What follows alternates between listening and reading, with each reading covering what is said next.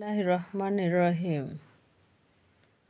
রাসূল ও মুমিনগণ রবের পক্ষ হতে অবতীর্ণ সকল কিছু বিশ্বাস করেন। তারা সকলেই আল্লাহ, তার ফেরেশতা, কিতাব ও রাসূলদের বিশ্বাস করেন। আমরা তার রাসূলের মাঝে পার্থক্য করি না। বলেন, শুনিলাম ও মানলাম। হে রব, ক্ষমা চাই আর আপনার কাছে প্রত্যাবর্তন স্থল। আল্লাহ কাউকে সাধ্য ব্যতীত কষ্ট দেন না। সে কাজের প্রতিদান আর পাপের শাস্তি পাবে। হে আমাদের রব, আমাদের উপর পূর্ববর্তীদের ন্যায় বোঝা দিবেন না। হে রব, ক্ষমতার বাহিরে কোনো গুরুতর গুরুভার আমাদের উপর দিবেন না। আমাদের পাপ মোচন করুন, ক্ষমা করুন, দয়া করুন। আপনি আমাদের একমাত্র অভিভাবক। কাফেরদের উপর আমাদের বিজয়ী করুন। সূরা বাকারা আয়াত 285।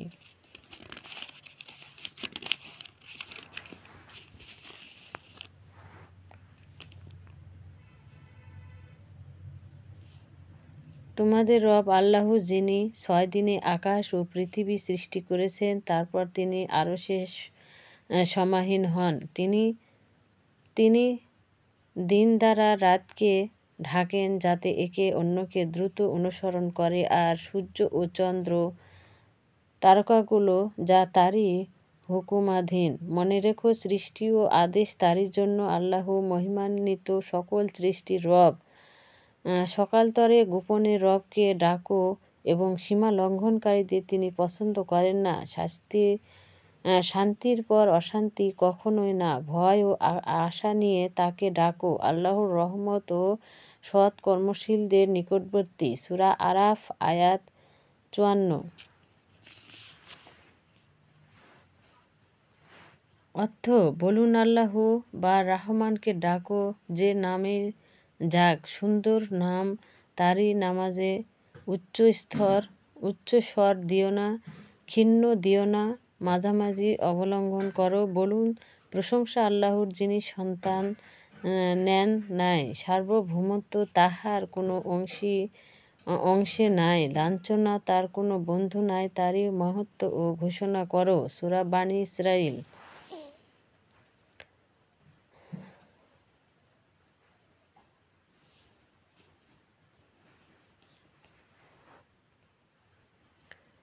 সারিবদ্ধদের শপথ, যারা ধমকদাতা, যারা কুরআন পাঠক। তোমাদের ইলাহ এক, যিনি গণন ধরা, মধ্যবর্তী, সবকিছুর রব এবং অধঃস্থলের রব। নক্ষত্র দ্বারা নিকট আকাশকে সুন্দর করেছি, প্রত্যেক অবাধ্য শয়তান হতে রক্ষা করেছি। অর্ধজগতের কিছু শুনতে পায় না, সকল দিক হতে নিক্ষিপ্ত হয়, তাড়াইতে তাদের জন্য চিরশাস্তি। হঠাৎ কিছু শুনলে জ্বলন্ত উল্কা পিছে ছুটে। জিজ্ঞাসা করুন, তাদেরকে সৃষ্টি কঠিন না অন্য যা সৃষ্টি করেছি তাদেরকে কাদামাটিতে শুয়ে আছি। সূরা সাফাত। হে জিন ও মানবকুল, আকাশমণ্ডলী ও পৃথিবী সীমা তোমরা যদি অতিক্রম করতে পারো তবে অতিক্রম করো, কিন্তু ছাড়পত্র ছাড়া তোমরা তা অতিক্রম করতে পারবে না। তবে তোমরা রবের কোনো অনুগ্রহকে অস্বীকার করবে না। তোমাদের প্রতি অগ্নিশিখা ও ধূমপুঞ্জ প্রেরিত হবে, তখন তোমরা হয়ে পড়বে নিরুপায়। তবে তোমরা রবের কোনো অনুগ্রহকে অস্বীকার করবে।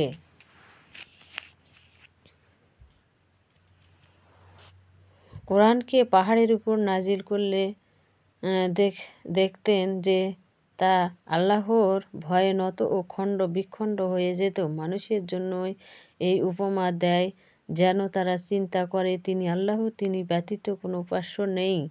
তিনি অদৃশ্য ও দৃশ্যর পরিদাতা, তিনি দয়াময় ও পরম দয়ালু। তিনিই আল্লাহ, তিনি ব্যতীত কোনো উপাস্য নেই। তিনি রাজা, তিনি পবিত্র, তিনি শান্তিদাতা, নিরাপত্তাদাতা, রক্ষক ও পরাক্রান্ত, প্রবল, মহিমান্বিত। ওরা যাকে অংশী করে আল্লাহ তা হতে পবিত্র। তিনি আল্লাহ ও সৃজনকর্তা ও উদ্ভাবনকর্তা ও রূপদাতা উত্তম নামসমূহ তারই আকাশমণ্ডলী ও পৃথিবীতে যা কিছু আছে সর্বস্তরই তার পবিত্রতা ঘোষণা করে। তিনি পরাক্রমশালী ও প্রজ্ঞাময়। সূরা হাশরের শেষ 2 আয়াত।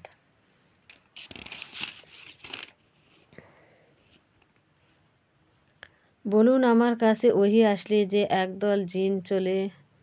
একদল জিন শুনে বলেছে, আমরা বিচিত্র কোরআন শুনেছি, যার শপথ দেখায় তা বিশ্বাস করেছি। কাউকে রবের শরিক করব না।